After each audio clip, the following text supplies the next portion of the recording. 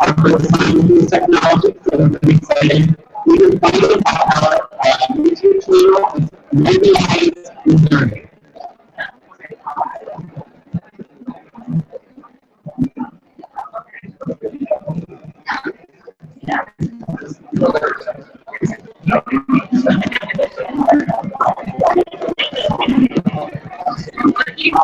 Stream? Is it working? I think so. Does somebody call me that?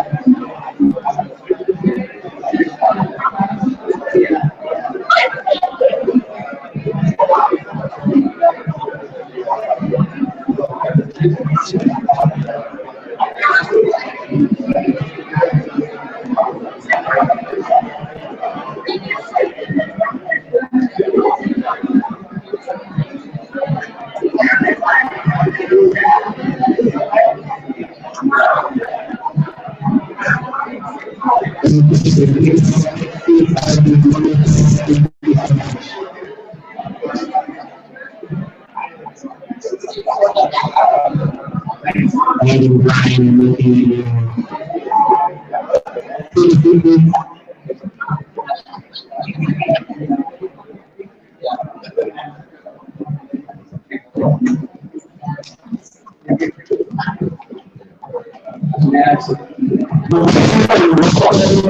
on this really great day.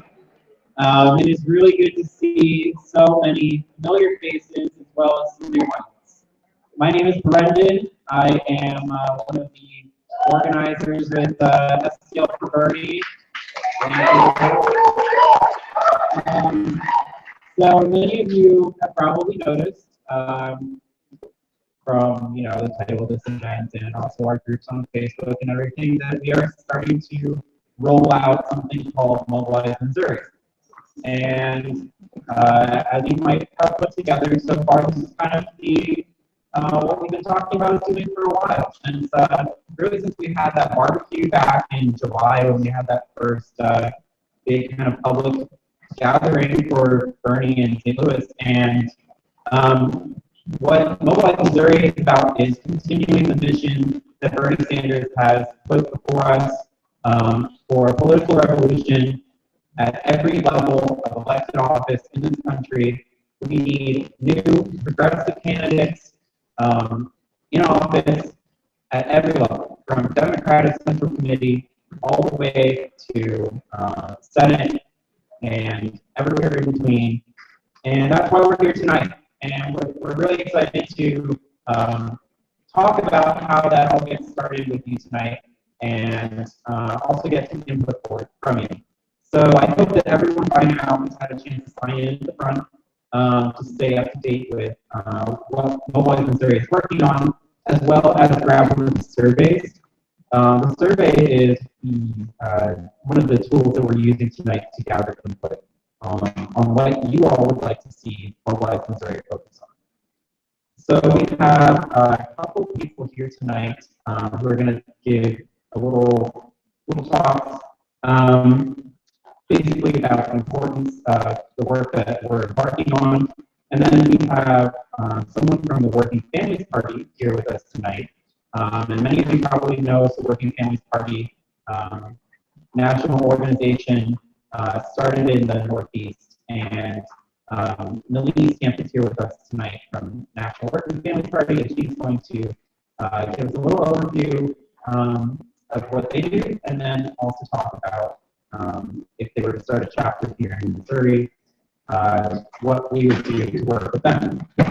Okay, so the first person who's going to speak tonight is Adam Pustra, and he's going to go over our general mission for Mobilize Missouri and developing supporting candidates in Missouri and people who espouse Bernie's message, how we're going to get them to office. So if you all wouldn't mind welcoming Adam Pustra, political director. So the candidate team, and now a candidate for state representative in the 81st district. Adam Pustra. Hi, everybody. Thank you. We called this meeting because 7 weeks ago we voted in St. Missouri primary for Bernie, and when I first got involved, and I think when a lot of you first got involved in volunteering for the campaign, it was because Bernie's message from the very beginning has been, a lot of times you see presidential campaigns get people active and start volunteering, and then after November elections, that all goes away. And Bernie's message was never that from the beginning. It was always an idea of a political revolution, that we have, for years and years, candidates have become more and more detached from the rest of the people, people that we've gotten to the point, obviously, after things like Citizens United, where we have less and less control over what happens in our government. And we see that more and more as time has gone on. People in the bureaucracy at the national level are usually people that come out of the industries they're supposed to be reforming. And all the way down to the state level, when you see wealthy developers have much greater influence on, things like the Board of Aldermen than the average, neighbor that you have down the street. So, I think Bernie, when he first announced he was running, and probably most of us also agree that, I think most of us didn't think we'd even be this far. I don't think, anyone really didn't think he was, had a real serious chance against the juggernaut of the Clinton machine. And we all wanted him to, but I think because of the efforts that people like everyone in this room has made, and by millions of people around the country, that's actually not the case. I mean, Bernie has won dozens of states. He's gotten attention, not like he should, but he's used the power of people to change how we look at politics. He's used social media to get people involved in ways they had not before. So when you have a blackout from the media outlets, when CNN and MSNBC don't talk about the candidate, and they rather put a podium of, waiting for Trump to get on instead of Bernie accepting speech, those are things that are pretty blatant to us. We are probably a lot more aware of those things than the average person. And that's part of the problem, is that most people are so consumed with just trying to pay their bills every month, taking care of their mortgage, taking care of family and children and education, that it's hard to get that involved in politics anymore. And people have taken advantage of that for a long time. So really the goal of this always was to turn his movement into something that is long-lasting, that addresses the issues we have in local politics, all the way up to the state and national levels. And so we've kind of, a lot of us that have been organizing for the St. Louis for Bernie Sanders group have just kind of been brainstorming about what exactly we can do to move this forward. And I think a lot of these conversations are happening all across the country. We just saw, I think this week, Zach Exley, who worked for Bernie's campaign, just announced his brand new Congress initiative, which is going to, their goal is by 2018 having 400 candidates that they're going to be grooming and helping get elected in the 2018. So I think those are achievable goals, and so their goal is working at the congressional level. So what we're hoping to do is have influence there, but also on a lot of the lower races that often people don't pay attention to. I know for years and years I go and I vote, and I look at the ballot, and I don't know who this person is, or I don't know whoever wins this seat or whatever. And I think a lot of people don't. You pay attention to the big races, but you don't really pay attention to who else is running on another seat. So, I think we want to get everyone together here tonight to kind of make sure everyone that has been participating feels that this is still all of us. And this is a great group of people in this room. It's about 100 people in here. But we need this to be 1,000 people or 10,000 people. You know, we need this to keep growing. So it can't just peak with Bernie's campaign. We need to figure out ways to keep that energy going, build the momentum, and keep it going long term, not just till November, and not just till we're going to have a big race, with the mayor's race and aldermen in the spring. But we want to make sure by 2018 we have the ground game ready to go for a lot of those candidates, because especially on our side, whether you're a Democrat or you're a progressive independent, you see a lot of those races not get much attention in the off years, and so Republicans tend to take. No offense, I know there's a couple of Republicans out there, but they tend to have much bigger advantage of those smaller races out of off year elections because they get out and they're able to mobilize people to get out, and our side just does not do a very good job of that. So a couple of basic things. If you did not grab one, you came in. There's 2 surveys sitting up front. One is from Working Family Party. You're going to be talking to us later today. One is from our group, and it's basically a way to get input from everyone that's out here to say, we have some ideas what we've been talking about, what we'd like to see this be and become, but we also want to know from everyone else what all of us would like to see this become, and figure out a way to take input from everyone that's been there, when you knocked on one door in Iowa, or you phoned 91, or you just donated $10 for any campaign.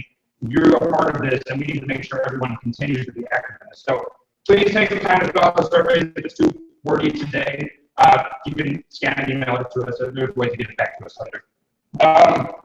We're going to have a couple, ideally, this is going to be kind of grassrootsy, kind of molding together as we did for the first round of this, and figure out as we go where the focus is going to be. I think right now it's going to be a lot of focus on trying to get candidates scouted out and elected, keeping volunteer organizations ready to go for people that are running for these lower offices.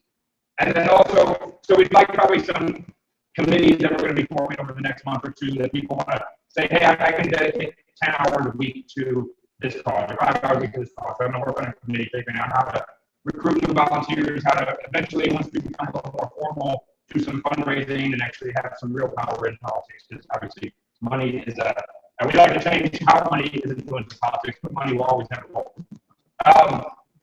So that's kind of, and then the other thing we're looking at too is kind of partnering with some, there's a lot of groups that already do issue advocacy out there.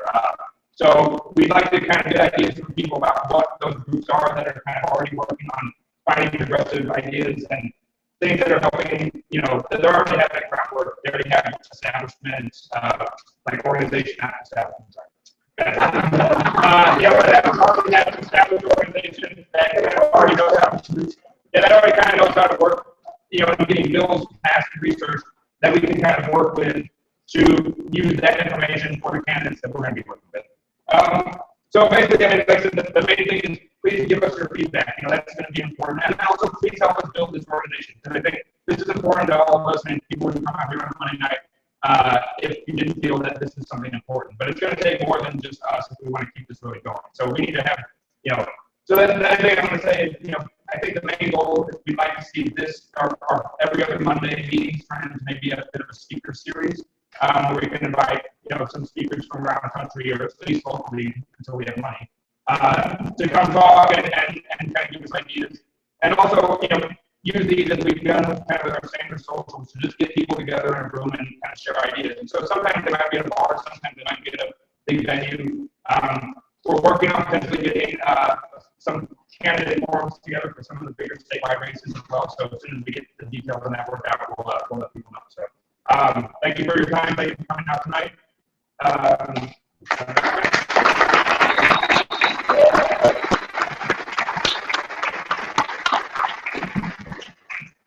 Thank you, Adam. Next up, we have Michael Dorwart speaking. And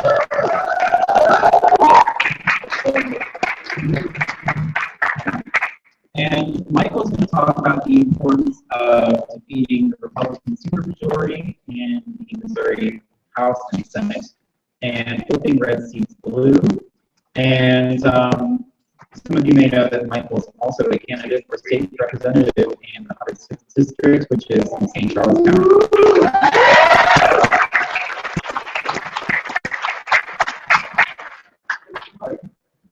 Thank you. How's it going, I guess? How's it going?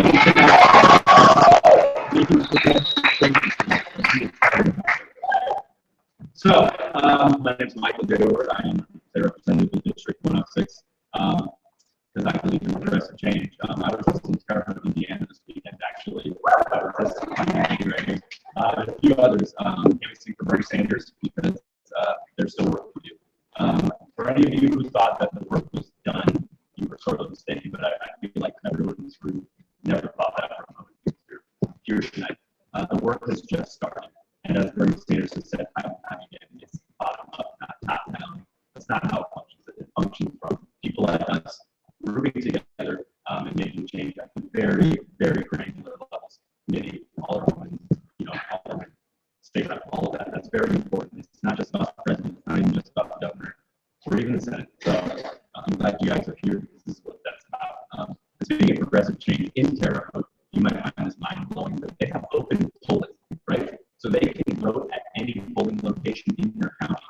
And not only do they do that, but they tailor it to where there will be. You can vote in the beer aisle of a grocery store in Yuba County. Yeah. There's going to be a Tuesday night there in Indiana, the beer section. So, I think that's important.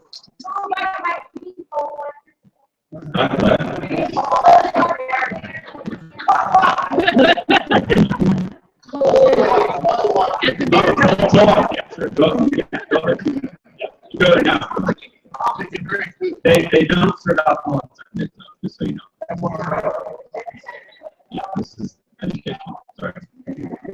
So I am running for state representative in St. Charles County, and I think that's kind of important. I know we focus a lot on selecting progressive candidates in St. Louis and Kansas City, and that is very, very important. So don't think that I don't think that's important, but the reality is you can't vote twice, right? If you're a Democrat in St. Louis, you can't vote twice. So what am I talking about? I'm talking about the number of Republicans versus the number of Democratic or independents that are in the Missouri House or in the Senate or in Congress. Raise of hands, nobody shout it out. How many Missouri House legislative districts are there? Do you know the answer to that question? Don't shout it out. Okay, so there's 163, right? Do you guys, show of hands, know how many Republicans are in the Missouri House right now? That is correct. There are too many. I think there are 119. 119 or 150? 119. 119. We have 45. We have 45. And then there's one independent, right? Yep.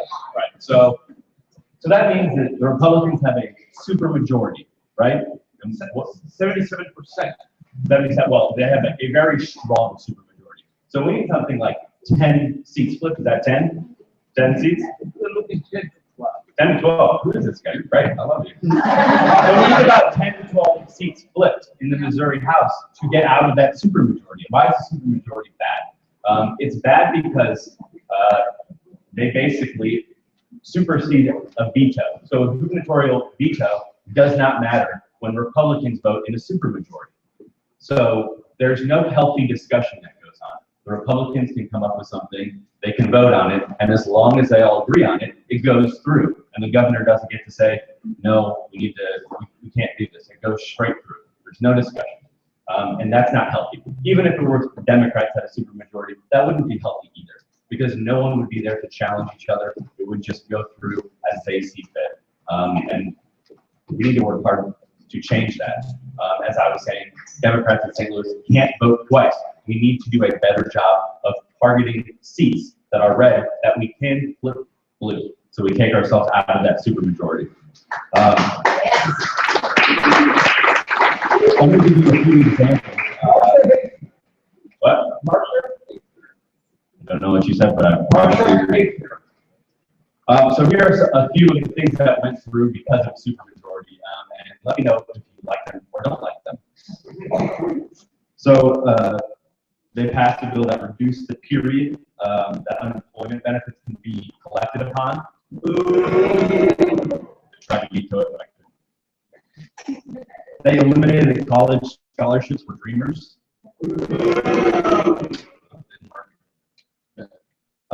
They raised the interest cap on predatory loans. Too bad. They also banned municipalities from being able to raise the minimum wage. we have supermajority.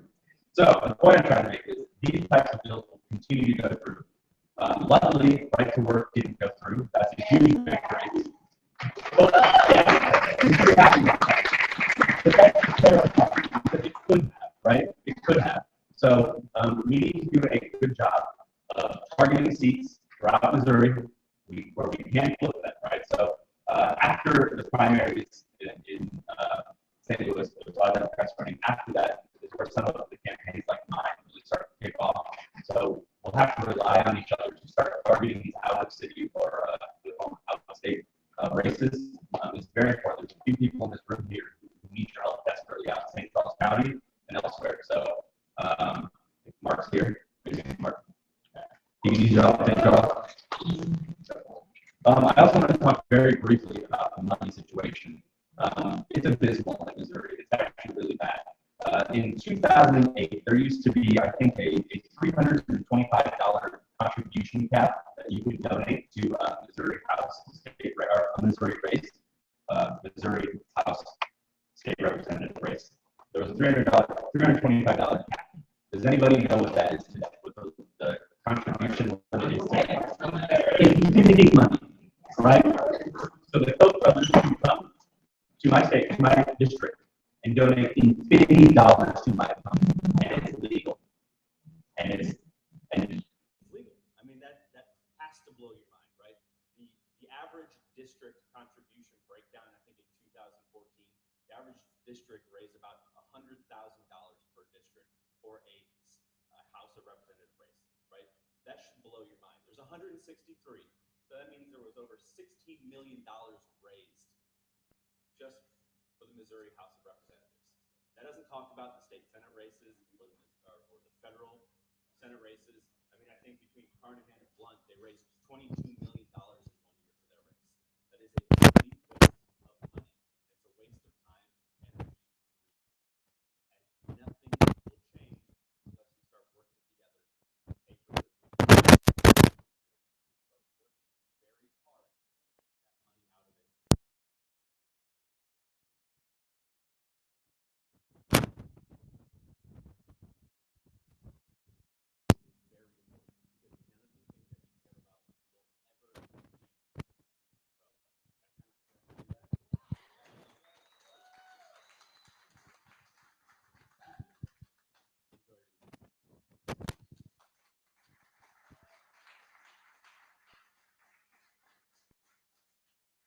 Okay, so that was Michael Dorwart on the importance of state representative races here in Missouri and defeating the supermajority.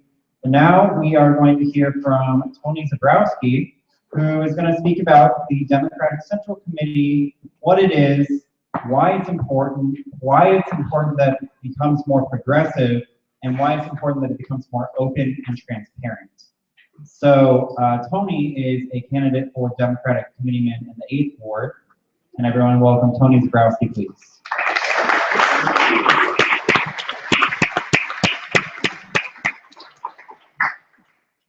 Thank you, everybody, for having me. Michael, you should have just done this, but easier for you. Wow, there's a lot of wonderful, happy, volunteering faces here. I'm here to talk to you about a major volunteer initiative that the Democratic Party asks its citizens to take to take under. I don't know, pardon me. It's all you people out here making me very nervous. The reason why I'm here is to talk about what is a committee man, what is a committee woman within St. Louis, to talk about what committees are, and to try to give you some background on why you should get involved in some of those races. How many people here are in the city of St. Louis? Excellent. Now keep your hands up.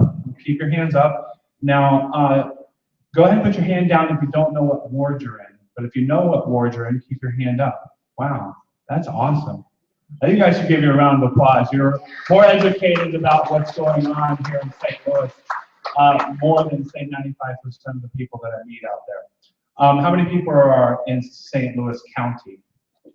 Okay, great. Now keep your hands up. All right, now put down your hand if you don't know what township you're in. All right, give yourselves a round of applause. You guys know what township you live in, okay? Are there other folks in Jefferson County or St. Charles County that are here with us tonight? All right, just give them a hand for being here, right? Okay. Any folks from Illinois? Okay, great. Anybody got any good jokes? All right. Okay, so in the city of St. Louis, which most of you are here from, a lot of you guys are here from the county. When I say ward, you can think township, or if I say township, you can think ward. These are subdivisions within the political system. So, you know, basically St. Louis City is its own county, and then St. Louis County is a county. So it's two counties in one. And there's two different political organizations as well. In St. Louis City, I can tell you there are 56 committee folk on there. You have 28 men, 28 women. Some see that as maybe a little archaic, but I guarantee you if you just let anybody run, it would instantly be more men. So I kind of like the fact that they require one man and one woman from each ward. And so that's a lot of races. That's a lot of people to put on a lot of different ballots. My friend and running mate, if you will, another strong progressive, Annie, who's not able to be here tonight. I was going to give a shout out to her. There's several people in the room that are running, including Adam. He's running for committee man in the 11th ward. So what I want you guys to do is get a little more educated about that. I don't have time, or I don't want to use my time to talk about 56 different people, 56 different races, hundreds of people, all who want to represent you from the party level. And it really does not get any more grassroots than an unpaid elected position. Okay? It doesn't, anyone less than you, well, you know, God bless their soul. You know, they're probably that one person that likes to do the data entry. Who's our data entry people out there? All right, let's give the data entry people a round of applause. If it wasn't for them, there wouldn't be a mic, there wouldn't be PAs, there wouldn't be all of you here at the same time in the same place. But anyway, back to the committee races, I think are really important. What you want to do is recognize that the party it functions in a lot of different ways, and it can do more than it does now. Okay, right now they support candidates, they assist the all.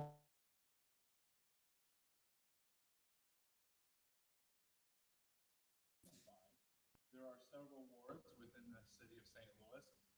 Organizations are split. So we've got 56 committee folk, 28 wards, and 32, 33 different political organizations in a city of 300,000. I mean, there's really a job for everybody, right? So unfortunately, it's a little too late to sign up for any of these races, but we do have a lot of good people out there, and I encourage you to look into it more. And as Mobilize Missouri gets off the ground, we could really get that going. Now, what I want everyone else to try to understand too is that these races really require a little bit more finesse, because as a committee person, you're in a group of people. You don't make the real change. Okay, you're like a particle within a change nugget, maybe, you know, and then maybe you put a few nuggets together and you might get a new mayor, or you might get some new alder folk coming up next year. All the odd wards are up for vote next year, as well as mayor. We have several citywide races, a lot of county races that are all, there's a lot going on there. So at the committee level, we can do more, was what I said earlier. And what I want to do is do more. Right now, the meetings are actually closed meetings. The meetings for the city are closed. And Committeewoman Maria Siselsky just put out a nice blog about that. So you might be interested in finding that on the internet. It's also on my page. I posted that this morning. And basically what she said was the majority of Democratic parties meetings are open when you go to different counties. And when I bring this up to people who are opposed to that, they say the Republicans might find out what we're doing. Well, I'm sorry, the Republican Party is just not that strong here in St. Louis. No offense, Eric and others. I'm not worried about you finding out that. And I was also told that your meetings are not open either, wherever you are, Eric, which I know they are. Exactly. So I think it's high time that we allow the people to get involved with politics. We allow the people to see what the processes are. We allow people to get in there and have their voices heard and make some change. One of the best opportunities we can do is have smart people put their heads together and put that out there to you. So that's our goal here, in having all these progressive people get into these committee races, this most grassroots volunteer effort possible. It is to really have something to do with our voices, because really, you know, there's 100, 150 of us. You know, we probably live in, you know, 20, 30 congressional district or state representative districts at most. So in order for us to all get involved, the party, the central committee, really that is your best opportunity. And if you can help elect this progressive slate of candidates come August 2nd, we can create some of that change and create a new establishment, right? Because we have a lot of candidates and we have an opportunity to create a progressive establishment, and hopefully one that serves the people well, puts out, supports candidates that are honest, principled, and progressive. So I could just drone on and on and on and on about committee man, but if you have any questions, I do have these green flyers. Hopefully, it's not that great, but it has my email and my cell phone number on there. You can send me a text or send me an email. You'll be able to get that. So anyway, thanks a lot, folks. Thanks for listening. Let's go. Let's make this happen, right? Thank you.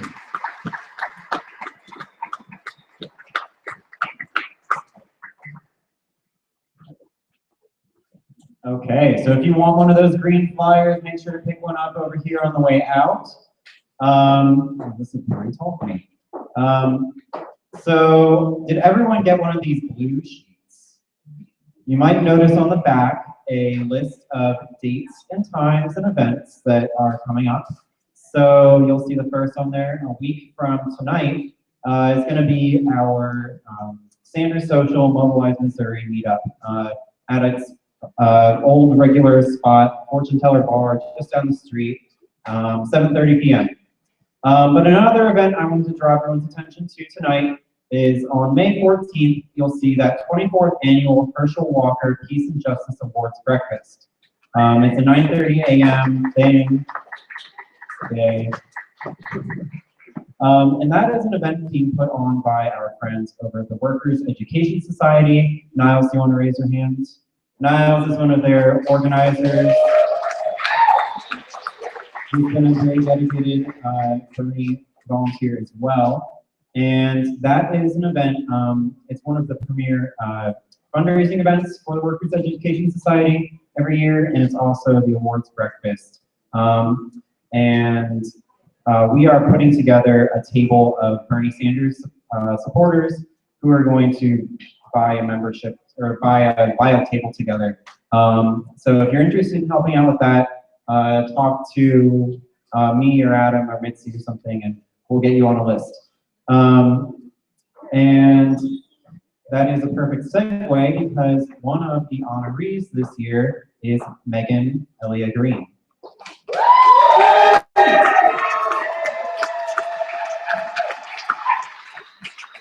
And many of us know who she is. She's the alderwoman of the 15th Ward, and she's also one of our newly elected congressional district delegates to the National Convention in Philadelphia.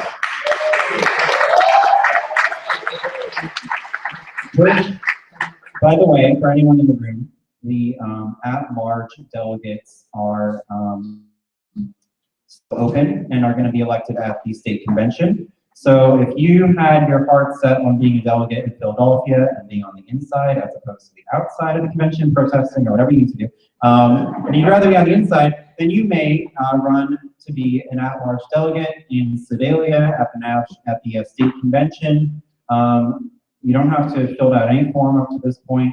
There's one form called Form AL, and you can get it online on the Missouri Democratic Party website, and you can put your name in the hat, and maybe you'll get to go to Philadelphia. So that's exciting. I'm planning to put my name in there. And so Megan's going to come up. She's going to talk about the work she's been doing building coalitions between progressive groups in St. Louis, and then she's going to introduce Nalini Stamp from the Working Families Party. So Megan Green.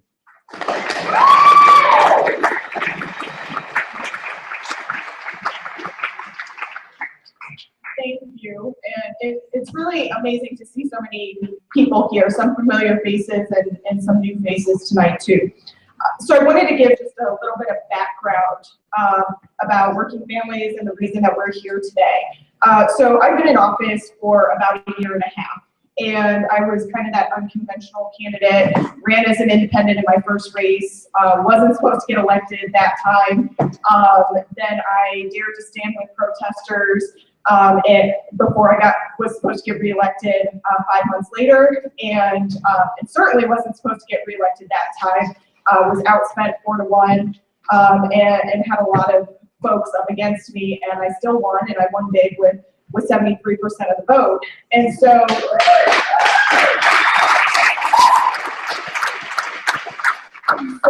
after that, a variety of organizations in St. Louis and loosely aligned political activists and all sorts of folks started coming to me and saying, okay, how can we replicate what you did?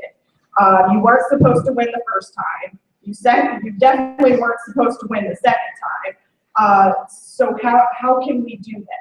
And so over the next 6 months or so, I think I sat down with maybe 10 different organizations to start to think about, well, is there some kind of umbrella organization who knows how to do electoral politics around progressive candidates and progressive issues that can maybe help us with this?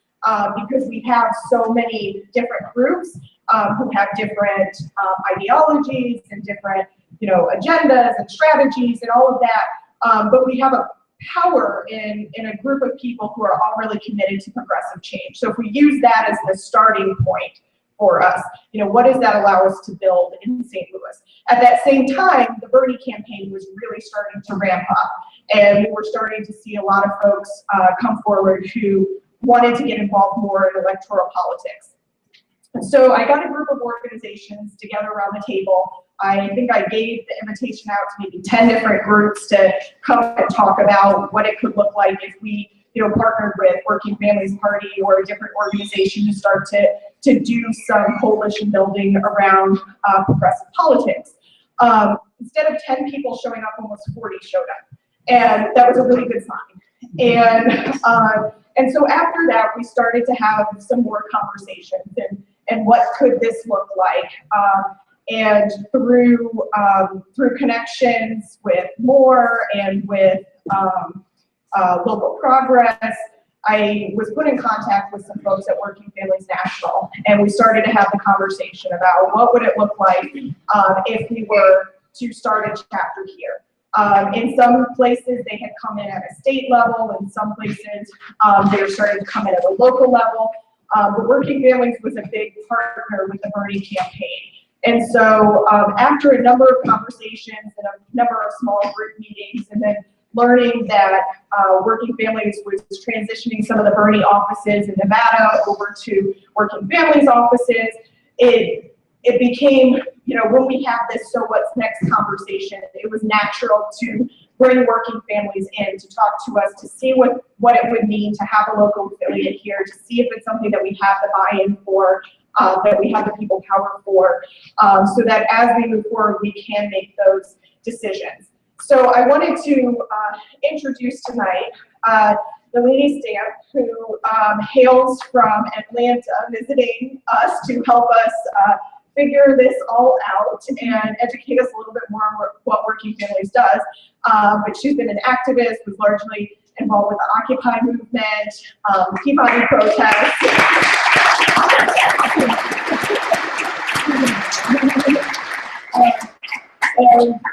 And just a firebrand of all sorts. So I'll turn it over to her so she can come and kind of see if this is something we want to do.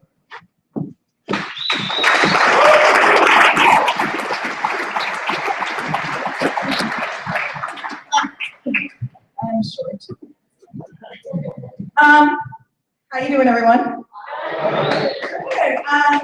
I always start off, so a couple of things you should know about me. One, I like to make rooms feel uncomfortable, so get ready for that. We don't grow if we're not uncomfortable. Two, I love to sing, so we will sing now and after. And three, I'm a really big believer in call and response, so you can get rowdy, okay? All right, so if you repeat after me. Solid as a rock. Solid as a rock. Rooted as a tree. Rooted as a tree. I am here. Standing strong. In my rightful place. Need some more soul. Sweet. So, working families party. Before I even start to talk about that, I'm gonna talk about myself a little bit. So, my name is Nalini. Hey. That's an Ewok, which is my spirit animal. I'm a big Star Wars nerd. I love Star Trek. I'm just all about it. And I love Marvel and DC Comics. But I like Marvel. I grew up in Brooklyn, New York, to immigrant parents. My dad hails from Belize, just a tiny Afro-Latino country in Central America, and my mom hails from Puerto Rico.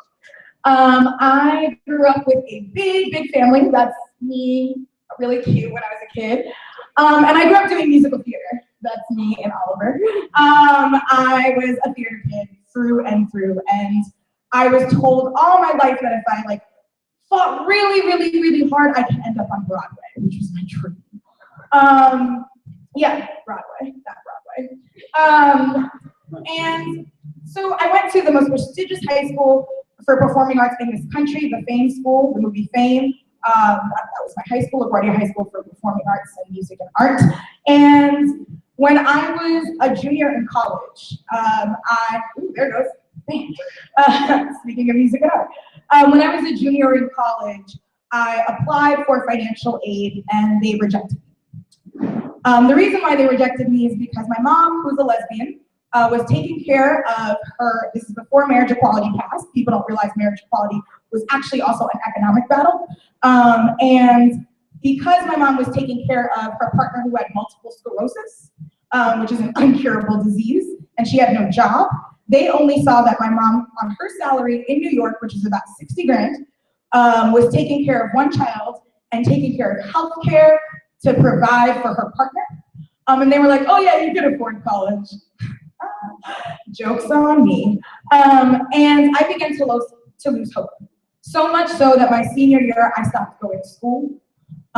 So much so that I completely dropped out and lost any hope for my future. I said I had to work. I started working in retail, which I did from when I was a junior in high school till I was about 20 years old. But again, that pulled myself off my bootstraps, right? I had a feeling. So the year was 2008. I saved enough money. I got into a college, a film school, and they said, all right, you have $2,000 for down payment. I had it. I was really excited. I went around to banks, remember 2008, and said, hey, could you give me a loan? No. So they were like, you have to have a cosigner. So I went to my family, went to my aunt. My mortgage payments are behind. Went to my grandparents.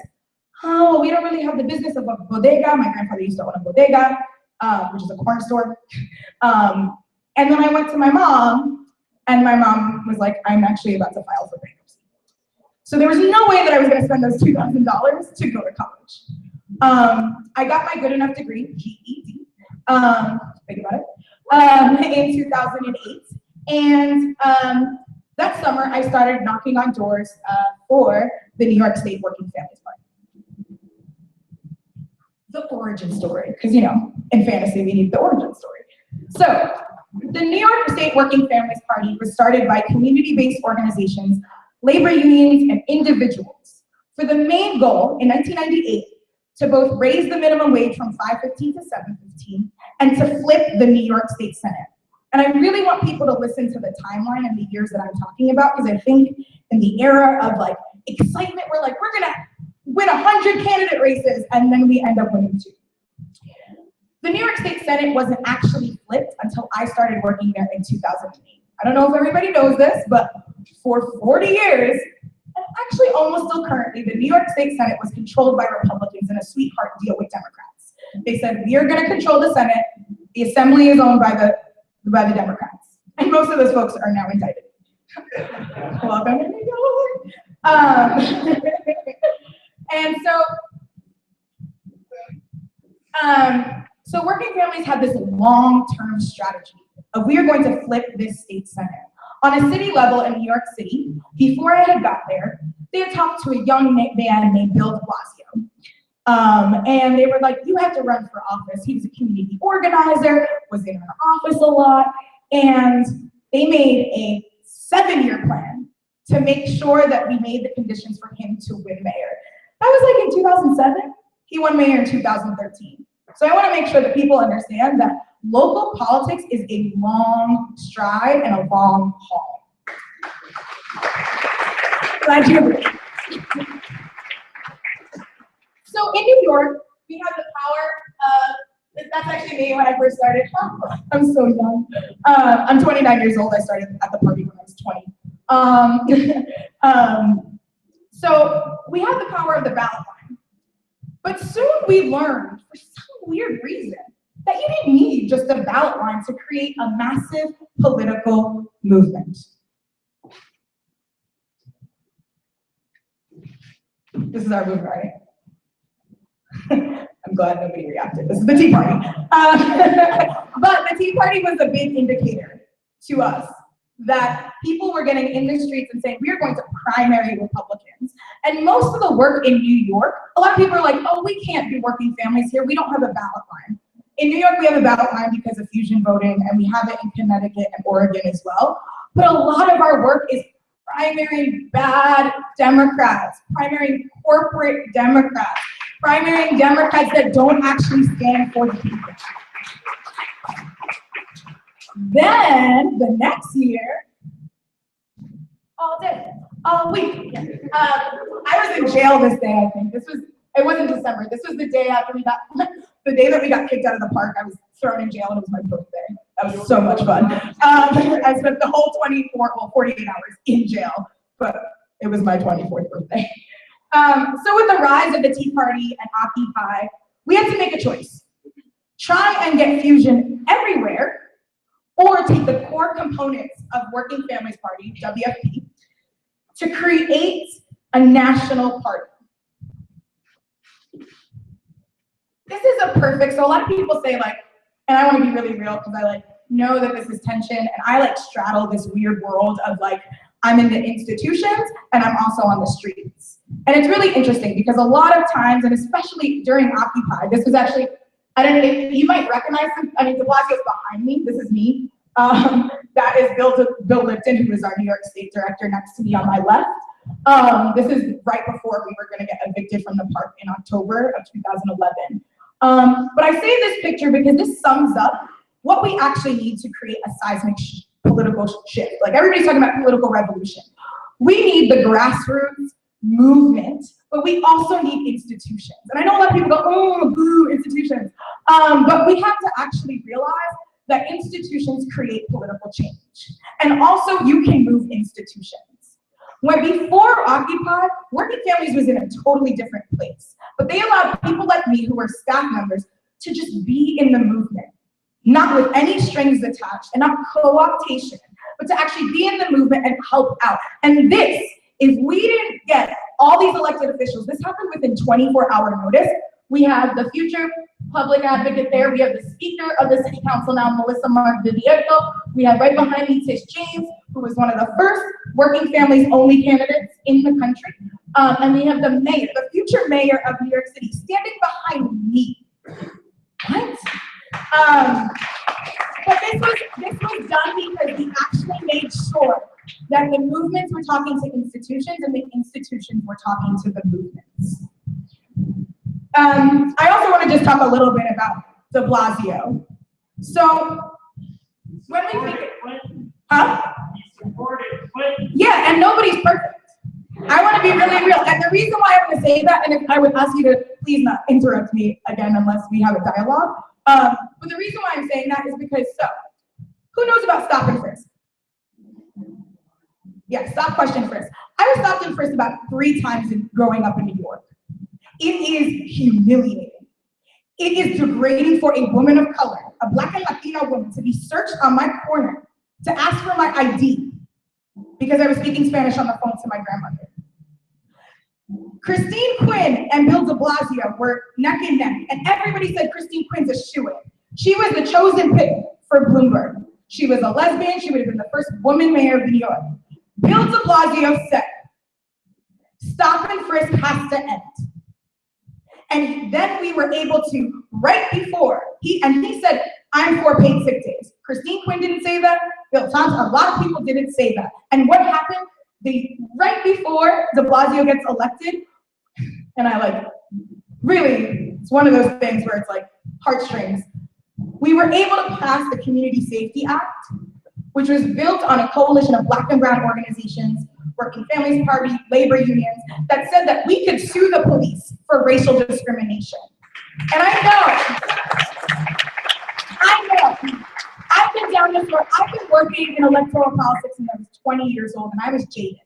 And Bill de Blasio, yeah, he supported Clinton. He also has done some really terrible affordable housing stuff, but we'll deal with him in 2017 in the New York City election, right? I'm gonna get in trouble.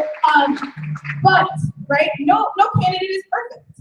Melissa Mark Vivierto also supports Hillary Clinton, but she's also going out there and saying that Puerto Rico, the country that my family's from, that is in a massive debt trap right now, deserves to file for bankruptcy. My families are losing their pensions. And so at the end of the day, yes, Melissa Mark Vivierto, we don't agree on Hillary Clinton, but she's standing up for my family's homeland. So, what is the core components of Working Families Party? Our mission is to elect the next generation of progressive leaders. So in 2009, we elected de Blasio public advocate, Tish James, some of these other folks, and this is when Bloomberg did his 3 terms thing and then rescinded it because he just wanted to be 3 terms by himself because he was a billionaire. He is a billionaire, when that was.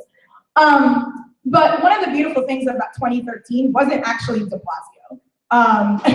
This is on live stream, so he's gonna see. It was actually the fact that Richie Torres and Julissa Ferreras, a bunch of Black and brown, young, like they're my age, people got elected to the Progressive Caucus and got elected to the New York City Council. We now have the Progressive Caucus. Before that in 2009 was about 8 people. Now we have 24 city council members in the Progressive Caucus, and it's only gonna grow in 2017 in the next year. We organize. We knock on doors. We use online and digital programs to create a massive shift. We have 22,000 online members that voted in our poll, that signed up to vote to make a presidential endorsement, which we endorsed Bernie. And we want to make sure that if there's a chapter that's built here and in other places, that you actually own your list. Because a lot of people try to take your list. A lot of people, national folks, are like, we're going to control it. We have joint ownership, and we want to make sure that the local list grows because we organize. And we run aggressive campaigns to raise standards for working families. To win, I know there's a lot of stuff here, so I'm going to try that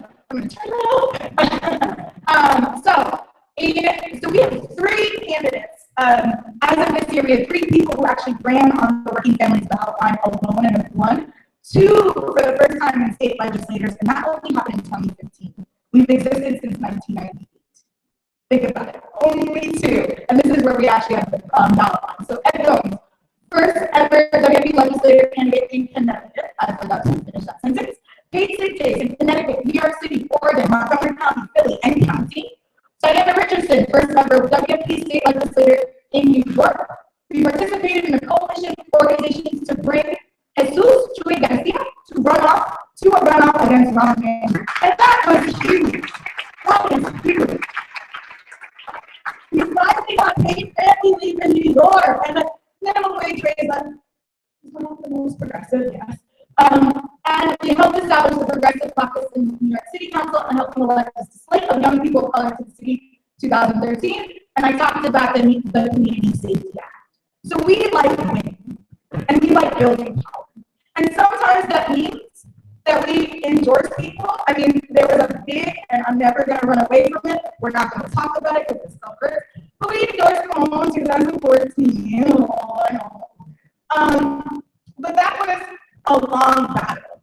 That was individual party members fighting and community organizations fighting to make sure he took on certain things like paid family leave, minimum wage raise, etc. Right?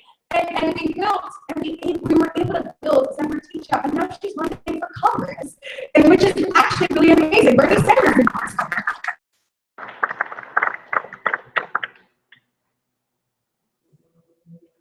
So these are our lovely candidates. I wanted to show you two because, again, with the uncomfortability, like one of the central components to Working Families Party is that we want to make sure that people of color are at the center of our movements, at the center of our action. And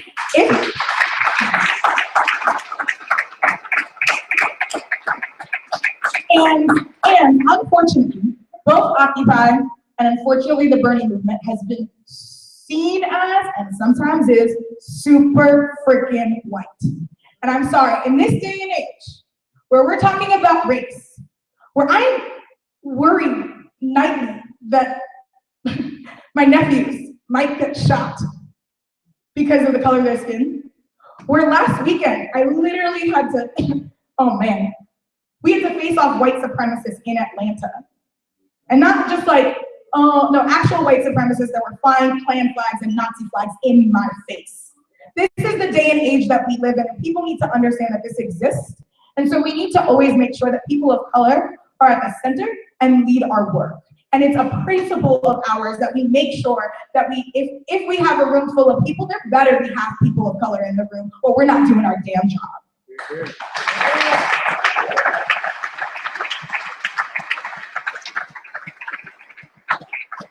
And then we endorse Bernie. Yeah, feel Bernie. That's probably the first time I said feel the burn publicly. I'm gonna be honest. I wasn't feeling it for a while. I wasn't feeling Hillary either. I was just with grassroots candidates. I mean, he is one, but you know, on the local level. So Working Families, where do we go from here, right? So one of the founders of Working Families Party in New York, who was a dear mentor to mine and a dear friend, told me years ago, he's now passed, that this is a marathon, not a sprint.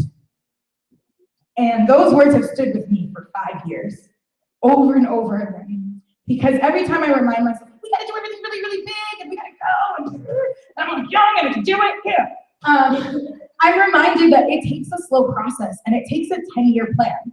I don't know if folks know that in Japan, Japanese business companies make 500-year plans. Like Sony has a 500-year plan. I'm not even kidding. Like you should actually, back in the day, we used to read business stuff. But seriously, like these companies have 500-year plans because it's not just about what you do in your lifetime, it's what you're leaving in your legacy. And if we've noticed and learned anything from the 60s and 70s, we have to think 40-year plans. This is how I don't even want to just say conservative, this is how the powers that be have taken over. They planned with the Powell memo and all of that stuff that with the Chamber of Commerce, they planned it in every single way to get in our schools, to get in our communities, and we need to do the same thing because I don't know if we're gonna see this change in my lifetime, but I would love for my grandchildren to see third parties everywhere. I would love for my grandchildren to have a basic income that everybody should have instead of just raising the minimum wage, right? So, since sorry, it's over time. So we want to expand working families to build a grassroots political party that can create a seismic shift for the political revolution. We're not going to be the political revolution, right? Political revolution is going to be a movement of movements, but we want to be one of those organizations that creates the seismic shift for that. We're online. Follow us. And the last thing before I do a little Q&A, one of the things that we are really, really, really good at, and like I went through this training, is what we created was this candidate recruitment pipeline. And I'm just going to tell you one story. So I was the Westchester, which is a county, political director, at Westchester Putnam, Lower Hudson Valley. Westchester, richest county in New York State. Like I didn't know I was there. I was like, what? What is this? I'm from a working class family. Like, you know, Hillary Clinton lives there, and CEOs of every other company. It's called the Gold Coast, Connecticut. And there was this guy named Michael Sabatino, and Yonkers is one of the poorest cities in New York State, which is in Westchester. So, right, richest county, poorest city. And Yonkers, if you don't know about Yonkers, watch the HBO film, Show Me It Here, I'll tell you the story. And whew, I mean, segregation of their public housing until 2007. Just want to be in New York, segregation. And there was this one guy, his name is Michael Sabatino, and he talked to us, he was like, I really want to run for office. So what happened? Him and I simultaneously went through this training program, which is what we give as a resource to groups that will working families, affiliates, and charters, where I was going through a campaign management training, because we don't just believe you need to train candidates, you need to train people to run those candidates, right? You need to train people to actually run those candidates, because there's a mechanism, there's like a flow, right? And I was sitting across the room from him, I was like, you hear this? I'm gonna do this to you. You see that? Call time? Maybe on the phone, fundraising. And I just remembered eyeing him and everything. And finally, and what happened? Couple months later, he became the first openly gay city councilman of Yonkers in the history of Yonkers. So some of our benefits of creating centralized training programs, centralized communications, and centralized compliance. But I wanted to take the next 5 minutes, if I had 5 minutes or 10, for questions about working families. And the biggest thing for us is we want to design our national support. We design working families charters with people. It's not like we say, here is the box, because we're starting a new model, basically. We used to start a model with really staff-heavy, just labor unions and institutions, but we're starting a new model that merges the labor unions and institutions with individuals. So both I want to ask you, if you have any questions, but also, how and what kinds of support do y'all need when you're thinking through this stuff? So, and people should yell, or I can pass. No, I can't. Yeah. Do you have a working families organization here in St. Louis or in Missouri? We do not yet. Do you have a core? Huh? Do you have a core group yet? A core group yet here? No. I mean, we've been talking to folks. We're still in the. I know. Hello. Am I looking at the new core? But. We're talking to folks, right? One of the reasons why I'm here, and there's a working family survey, so please fill it out, is that we want to see if people are interested.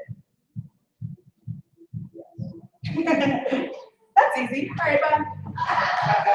Yeah. What is your relationship with the Democratic Party? Depends on what day it is, honestly. But it could be, so the New York Democratic Party is going through an interesting change for the last, most of their leaders that are now indicted, seriously, 7 of them, both our House and our Assembly, we don't have a House, Assembly leader, Speaker, and our Senate Speaker, I've been in Georgia for too long, both got indicted and are not in there anymore. So, and one of them was a Democrat, one was a Republican, but this is how our relationship has been. On some days and on some election seasons, we're cordial. We don't automatically endorse, because we have a democratic process where we have a candidate questionnaire. Our endorsement process is like Christmas, even if you're secular or you have a partner that celebrates, you celebrate Christmas. So that's our endorsement process. And so some years it's been really great. Some, we couldn't work with the Queens County Democratic chair for a long time because he was completely corrupt. And every candidate that we had, he just put somebody there to oppose. So honestly, it depends on what county it is, and it depends on what day it is. But at least we have a dialogue. I will say that. are 66 House seats here in Missouri and 3 state Senate seats with no Democrat on the ballot. Filing period has ended. The independent candidates have until August 1st to turn in signatures, generally between 50 and 200 for a House seat. Populist in Action is working to recruit candidates. We love some help. Give me some modules. Yeah, okay. Well, I'll be here so we can exchange contact info and stuff. And there's also my email up on the screen. Thank you. Any other questions? What kind of support? Well, thank you for saying that support is needed is recruitment on candidates. What other support / questions do y'all have? Yes. How would you go about the training for volunteers and entry-level staff people? Absolutely. So we're trying to move from a staff-heavy model to a people-based model. We're trying to get to where parties were in the 60s and 70s, where people had like community parties, right? Not party like fiesta, but like party. I mean that too. I like parties. But where people actually ran, like, parties were like storefronts, right? And so, wait, were you gonna say something? What do you mean? Still, whether it's staff or whether it's volunteers. Yeah, absolutely. So so for folks who I was at Working Families for 6 years, and I'm just slowly coming back and designing a training program, both for if a chapter starts, the idea is to do this thing called a front-loading process, which means that we would spend a weekend together with folks who wanted to be involved. We would go through trainings on endorsement process and some of the rituals that we have, like our Christmas. But we would also have political education discussions, and we want to build a curriculum that people can take, get trained on, and also train others on. So that's like where we're headed. Yeah. So when you're asking about your relationship with the Democratic Party, it's more like the Democratic Socialists of America. It's more like a pressure group that tries to work with Democrats. Yeah, and again, it's different in different areas. I don't know if folks know that every single state and municipality has different election laws, right? So in Hartford, Connecticut, for instance, it has a majority-minority rule. Do people know about that? Which means that you have to have minority seats, right? You can't just have it all Democrats, right? You can't. So, huh? PR. Yeah, proportional. Well, yeah, it's both proportional, but it's a little bit a weirder thing. So we have Working Families Party actual candidates. For us, our training is always going to be tailored to what people need, right? People have different experiences, people have different backgrounds, people have a different sense. But with the Democrats, there's been times where we've been hey, we'll work with you, and there's some times where we're this is not this is not who we are. Any other questions, comments? Yes. Ever worked with Milestone Institute, ever anything like that, and also the community training? So the question was, have we ever worked with Wellstone? That's actually who we do the candidate recruitment pipeline with. Their whole curriculum, we share the curriculum, and they do that's who trained me to be a campaign manager with Working Families. So we have a tight relationship with Wellstone and Wellstone Action. And then wait, what was the second one? Oh wait, with community. So community training. Oh. Okay, never mind. Next. Yes. Activist voice. Outside. Protest voice. Yeah. Historically, Working Families Party is predominantly for Democratic candidates, even though there's viable third party. It makes it harder for independents to run, and putting most focus on mobilizing locally and participating in politics, but more focus on mobilizing. Where is the political revolution when it comes to another top-down approach? So I get your question. So people don't. So a big thing with New York is that there's a party called the Independence Party, and it's not independence. And most people check it off. It's got more registrants than people who check off independent. It was actually employed by the state when we had Fusion Full Green. So when people are on the independence line, it's usually somebody who the governor picks. And so we're not going to just yeah, they're independent. A lot of times they're corporate folks who know that they won't get endorsed by Democrats. I think that there's a couple of things. One is that's our members. So when you say top down, I could talk to you about David Schwartz and Pat Welch, who are 89 years, both 80. Well, Pat, I don't think you're 80. Both older. I'm sorry, both older, like rank and file members. One is a rank and file member union. David was a teacher for a long time. I sat with them through 120 candidate interviews, and like a lot of them, they chose Democrats. Some of them, they chose Republicans because the Democrats were super corporate. So I think when a lot of people say like, oh, like you always do everything top down, like again, we can talk about the Cuomo conversation offline. There's a whole battle with that. But I've seen nothing but, especially in New York and Connecticut, members actually go through the endorsement process, spend days interviewing. I kid you not, I had 125, I had to do 2 weekends with our members, people who live in public housing, people who are from Black and brown communities. And if they're gonna choose a Democrat, I'm not gonna be like, if they're gonna choose a corporate Democrat because they have a reason for their local community, who am I to say to them, oh no, actually endorse this Green Party candidate. If people want to know about the Green Party, they actually had a thing for a long time in New York that they said for about 8 years, because we knocked them off the ballot, not on purpose, it's just how New York probably works, that they wouldn't take our ballot line. So there's a lot of New York politics in that. Yeah. All right, well, sweet. Well, I have to wrap up. If people have other questions, feel free to email me. Feel free to hit me up. The last thing I want to say again is that politics, so I'm just going to use Bernie as an example. So I didn't feel the burn until very recently. And it's a couple things. One, I went to Palestine in October, and he completely, I went to occupied territory. I was in Palestine for 10 days, got tear gassed. And for a while, Bernie wasn't saying what he was saying on Palestine that I needed to hear him say. So when we think about the spectrum of candidates, for a while, Bernie, I mean, if y'all saw what happened in Seattle where his supporters were booing Black Lives Matter activists.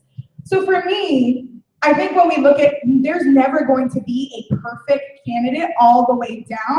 There's never going to be a perfect independent all the way down, and we can do better as a community. And I think that a lot of times when people hear working families, rightfully so because of decisions we made, they're like, oh, you're going to endorse Democrats and stuff. I can give you a laundry list of reasons why I did not feel the burn until a month ago. A laundry list of reasons.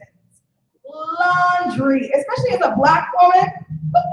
Okay, so I just want to be very real with that. Like, yes, it's not perfect, but we're trying to make a party that's run by people. So if you want to get involved and you want to change the course of that party, hit me up. Thanks, y'all.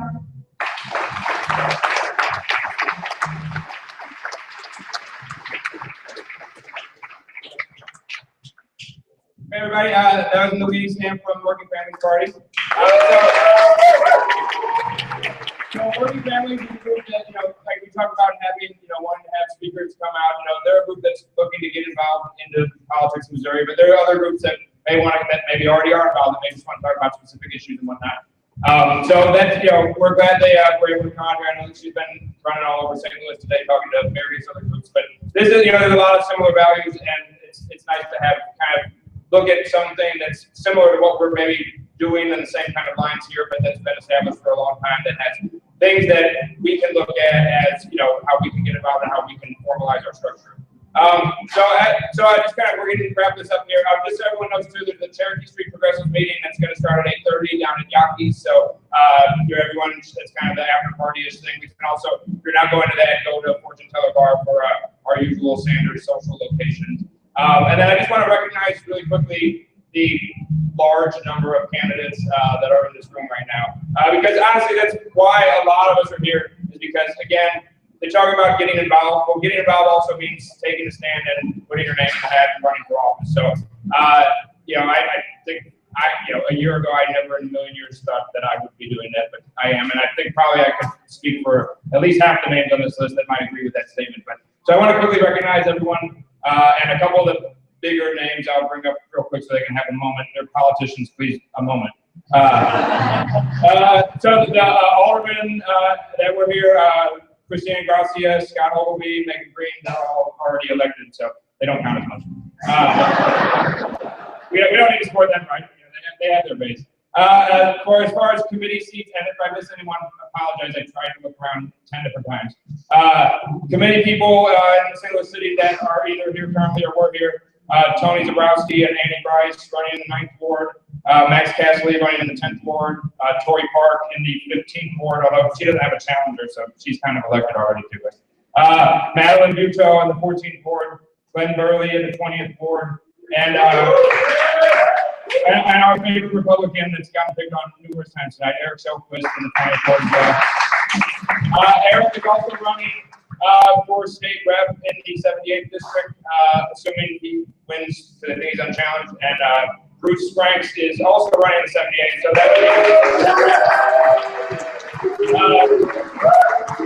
Ben Murray was here earlier today. He's running in the 80th district. Mark Rothberg is running in the 64th district. Michael Dowers is running in the 106th district. Mike Evans is running in the 113th district. I myself am running in the 81st district. And then for state senate races, Joe Asbury was back in the back there, running in the state senate district. And did I forget anyone other than the other ones that I'm about? Yeah, no, I'll get there. And then Jimmy Matthews is running for sheriff. Jimmy, where you at? He's still here. Yeah, there he is. And then just real quick, the four candidates that are running for the bigger ticket offices, I give them a quick just moment to say a few words. We've got the esteemed state senator running for first district, our first congressional district is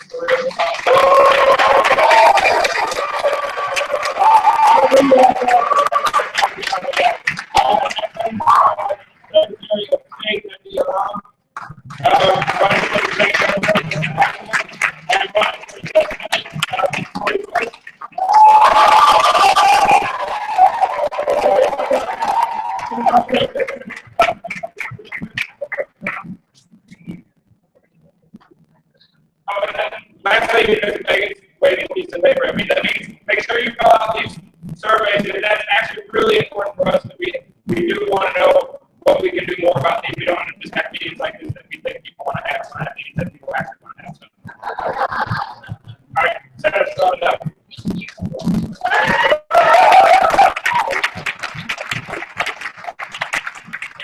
It's a pleasure to be here today, and since we have music playing downstairs, I'm going to try to be loud. Today, unfortunately, the state Senate passed the voter ID bill. But you have no clue how many things that we have been fighting this year. Obviously, you know about SJR 39. We have other bills that are coming up. But I want to talk to you a moment about why I am running for Congress. Number one, there are too many payday loans that are out there. We have too many homeless veterans. We have too many vacant homes. And you know what? I am sick and tired of it. I'm pretty sure you are too. The fact that our banks are taking over our communities and people don't have voices, and we have more people living in poverty than they ever have before.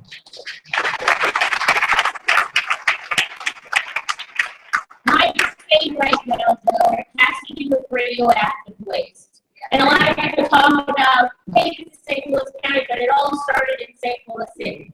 We have radioactive waste at the Pruitt Idaho sites. If you live around Coldwater Creek, you have radioactive waste underneath your homes. And Richmond Landfill, which most people have heard about. We are living in a time where truth is very important and it is vital. And understanding the issues that are at stake. For too many decades now, there are people who I represent currently who have been wondering why they have cancer. I have young people who have double sets of teeth. I have too many young people who have died because of brain tumors. All of this is because of the results of radioactive waste. Also, our education system. We need more. And you know what? There is federal money that's out there for after-school programs. Why isn't it that we have not gotten that yet? The number of children who are suffering in undercredited buildings, and many of you guys know me because of Ferguson, but let me a week before before Michael Brown was killed, I was in the courts in St. Louis County trying to ensure that our young people who are in unaccredited buildings had an opportunity to go to a school district that is fully accredited.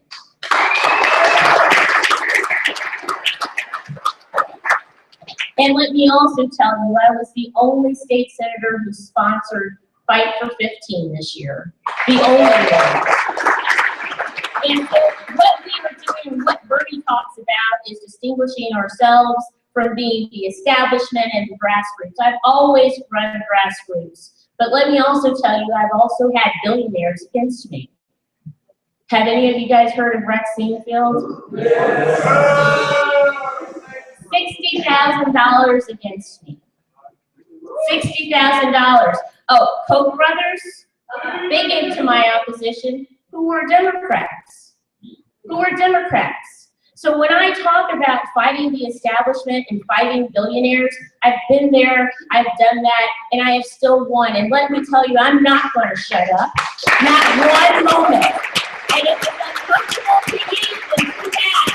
People deserve to know the truth. They deserve to have someone who is going to show up and someone who is going to address the issues that are important to us.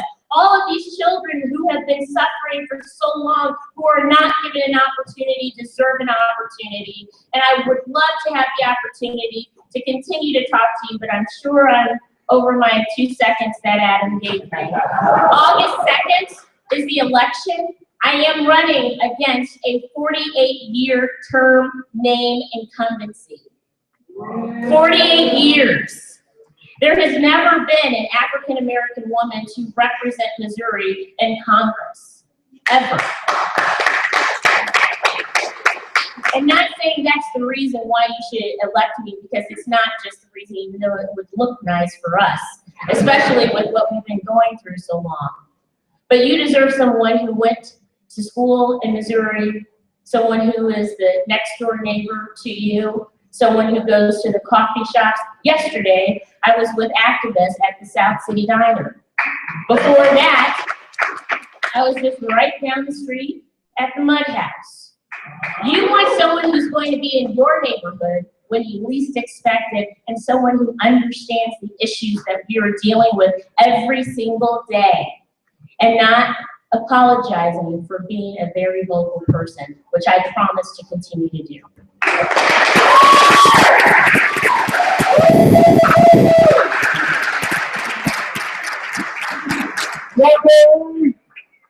Everybody!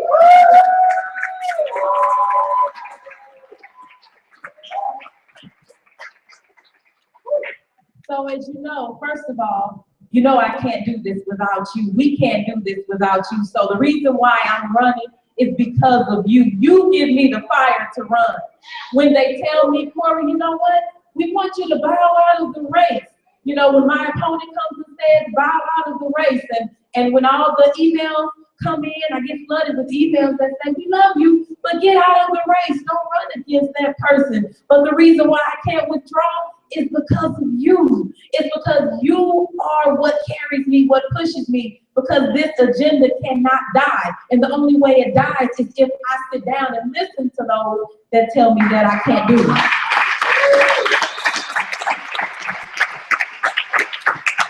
So, and excuse me for not having on my usual blazer look tonight. I decided I'm in the room with family, so I came a little, a little dressed down. But, another reason why I'm running is because I feel like if there was someone that spoke for us, really, then I would need to run. Why waste the energy? Why do all of that? If there was somebody that carried our values and really had a love for people, anybody that knows me knows that the heart of anything that I do, say, any place that I go, is just a love for humanity. I don't care what your thing is. I just want to love humanity. And I think that out of 100 senators right now, I can't pinpoint very many of them that have a true love for humanity, all of humanity, that care about what we care about. I always say I am the people that I serve, because the issues that I see, the issues that have gone forth are issues that are not above me. They're issues that I walk out, that I sleep in, that my friends walk out every day. It touches us. And so who speaks for us better than us. And also with all the activism that we did in Ferguson, for everything that we took, for every time, for those that don't know, I was stomped by the police so horribly. But I got up and I didn't let that stop me. And I don't even hate police for it. I have to keep moving, you know? And so for all the activism, every time we were tear gassed and just all the things that happened to us that nobody really knows the truth about, and we stuck and we stayed and we're still here. If we turn around, if we stop, then it wasn't really a movement, it was a moment. We have to take, because what we were doing was saying, hey, listen to us. And the truth is, it wasn't just about police brutality. It's about fighting an injustice. It's about a system that does not care about us. And so for us to sit down and say we're not going to take this thing further, it would be for nothing. And so people say, well, why did you go so high? Why not go from, here, there, or there, be the dog catcher first. People have said so many things to me. And what I say is, the reason why I'm going for that U.S. Senate seat is because nobody else did. Nobody else did. So if I didn't run for this seat, is there somebody else that's running that has our agenda? So I have to run for this seat, and I'm not a wannabe progressive, fake progressive. I didn't change from one to the other, and I am who I am, and I'm standing for the people. I don't care who likes it. I don't care how popular it may not be. I didn't stand with Bernie because I thought it would be something that would give me votes, so that I stand with Bernie because he speaks my language. And so, if my brother is not up here, Bruce Franks, who I love dearly, and he's not up here, but he's still to me in Ferguson, and and so I know that he carries the same thing. Just loving you is the reason why we stand here. And so remember us on August the 2nd. Remember us. Don't forget about the primary. Tell everybody the only way we get there is if your help comes in, and also funding. One thing that they said to me is, you're running a Senate race. You don't have any money, so we don't pay attention to you. That's been said to me so many times. Well, if it's another way I can go about it, I'm willing to hear that. But other than that, talk to your friends. I'm not asking you necessarily to donate, because most of you have already, but talk to somebody else. Hey, that $5 or $10 helps me a lot. And don't forget, on Saturday, my grand opening, the launch of my new campaign offices in Ferguson. It's the old, it was the Bernie Sanders office in Ferguson, so hopefully all of you will come out. Love you much. Remember, it's all about loving the people.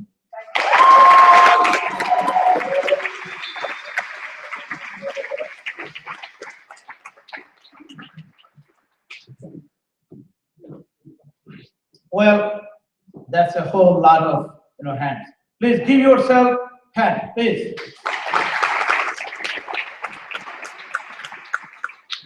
When I walked in, Adam said, you have a few moments. So I had to drive 250 miles, 4 hours, to get those 30 seconds. You hear me? 30 seconds, 4 hours, 250 miles. And I appreciate that. And for record, we all understood what's a movement, what's a political revolution, what's a process to learn and understand what's the way people get elected. You heard all these young men. I'm going to tell you this. I heard Michael, Tony, Adam.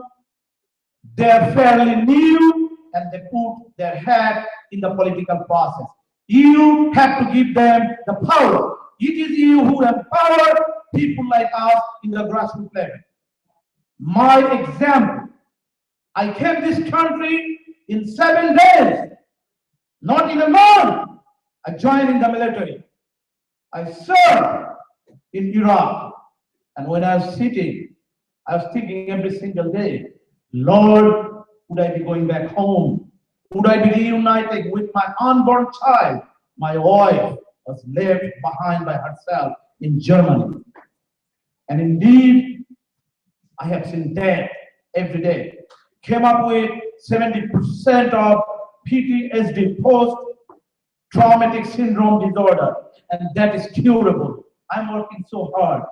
My example and story was beyond.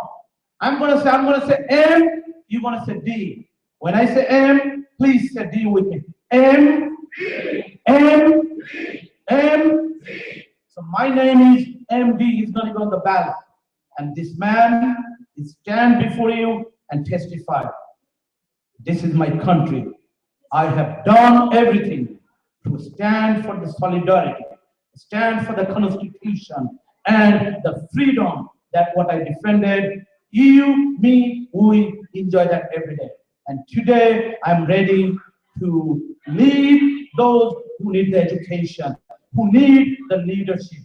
Indeed, yes, I ran in 2012 and I got over 40,000 votes. None of you voted for me. It was those people, their vote I earned. First time ever, no people voted before. Those are the people. Here are some examples and numbers I will give you. And real. State of Missouri, Jay Nixon having the most hard job. This man is past 8 years sitting there with 22% House and 23% Senate. Guess what? Nothing gets passed because of the GOP money and machine. In the state, 45 out of 163. It's a shame on us. Then we have only 9 out of 34. It is another shame on us. The US Congress, we used to have 9. They redistricted and they steal one of the Congress from the kind of Democratic Party, what I'm talking about. Then what happened? We have 2 out of 8. This is your state. And don't get me wrong. You have a chance to revitalize, to reignite people and supporters and burners of Bernie Sanders. I really did not support him not until February the 6th. Yes, I speak 6 different languages. Maybe I don't speak good English. But when I stand before you, I was a Democratic National Chair for the Asian American Caucus. I established the leadership of my hurdle and the empowerment of Asian American immigrant first generation of minority community. We were able to establish 38 state chapters. 3 weeks ago, I had the opportunity and chance to sit with Senator Bernie Sanders. A message I have to give, a message I want to convey. Senator Sanders telling me, MD, life is never fair, but it's never unfair because you have to look at life is never a perfection. It's a progression. You look at today and you compare yesterday, making sure you are taking a step forward. One step at a time, a progression in life. That's what he did. Today we have hundreds and thousands and millions of Bernie Sanders supporters. What's going to happen? Reality, July 29, if Senator Sanders does not make it, are we going to go off? No, we organize, we stay together, we keep these masses of revolution, the empowerment of people. One quick note, and I'm going to be taking the 20 seconds. This is true that the path of Bernie Sanders is getting narrower, but we don't have time for races, especially in the state of Missouri. There is no sweetheart deal.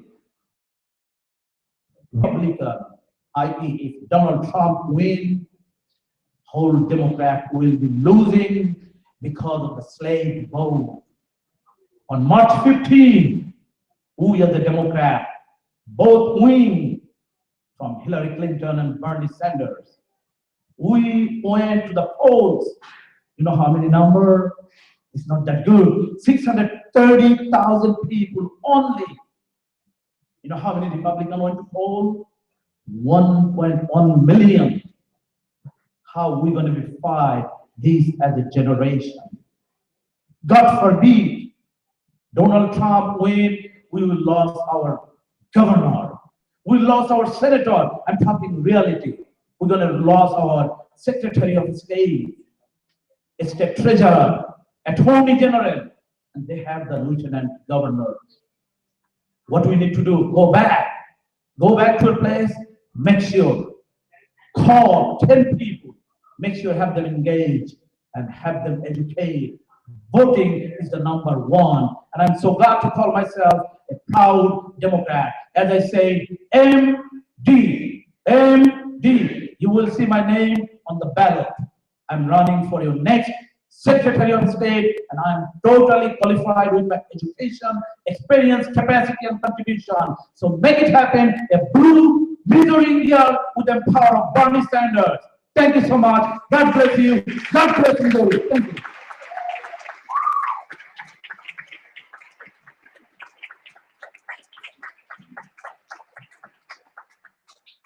I'm Winston Apple. I'm running for Lieutenant Governor. And you look like a very literate group. Most of you got this beforehand. This is my walk feast or palm card. I have more on the table.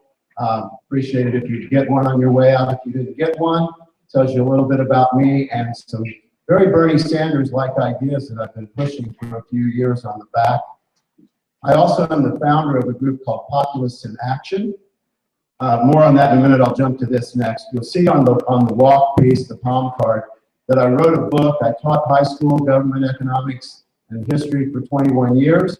Just before I retired, I wrote a book. There are 19 specific proposals in here that would make our public schools much better for students, based basically on the idea that freedom and democracy work, and we should try them in our schools instead of waiting for school. I'm hoping to fund my campaign with book sales, sort of the Donald Trump approach, self-funded. And I am all about issues and ideas. There is a website for Populists in Action. After running for office the first time and losing by 21 votes after the Republicans threw every trick in the book at me and provided me with a very thorough street-level political education, I was asked repeatedly if I would ever run for office, or if I was going to run for office again, and the very sincere answer was no, no I am not, no, no, no I am not. I intended to be a political activist from that point forward. I did start a political action committee designed to put political activism into work. It was sort of structured to make this grassroots political revolution happen, and it was going nowhere fast. And then a guy by the name of Bernie Sanders decided to run for president. And I don't care if this is the vehicle, or if it's Mobilize Missouri, or the climate mobilization, or Progressive Democrats of America. There's plenty of groups to choose from. Pick two, pick three, pick a dozen. Join them all, help everybody out. Because the bottom line is, we've got to keep this thing going. Bernie has been the catalyst for an amazing populist uprising in this country. And as a lifelong student of history and a 21-year veteran of teaching history, I can tell you the opportunity for a revolution like this comes along very, very rarely. And with our help, Bernie Sanders has got the party started. And we need to push it across the goal line. We need to win this year. We need to win big. Right now, this year.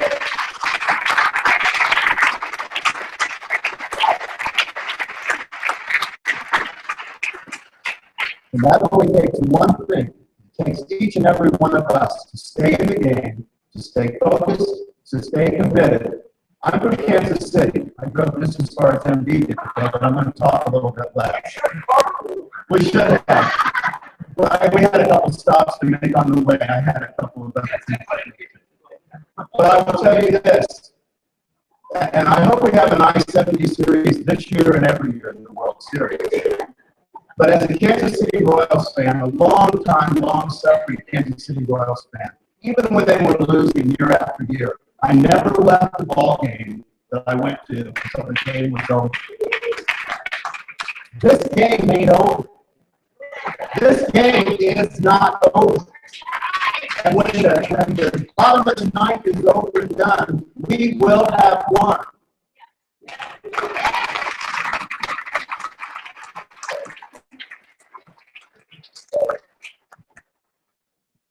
Okay. Hold on 1 second. All right. Go ahead. Anybody here a Cardinals fan?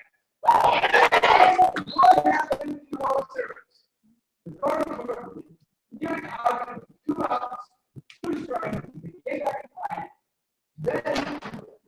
2018, they were down 2 hours. We could start getting that and more All right, so thank you everyone for coming out and doing this, folks. So please, if you have not filled out the questionnaire, one out please do that. Chair Yaki down on the chair, being like 2 blocks down, I think. For the next meeting, we're reporting to or one of the very restaurants on the street. So yeah, thank you, guys. That's pretty much it. When all is said and done, we need to make sure that we keep this moving. So you know how to get in touch with us. We'll have a website up in the next couple of days, and most of you probably follow us on Facebook. So if you have any questions, we'll be around, and or make sure you invite one questionnaire so I can spend all weekend meeting. Thank you.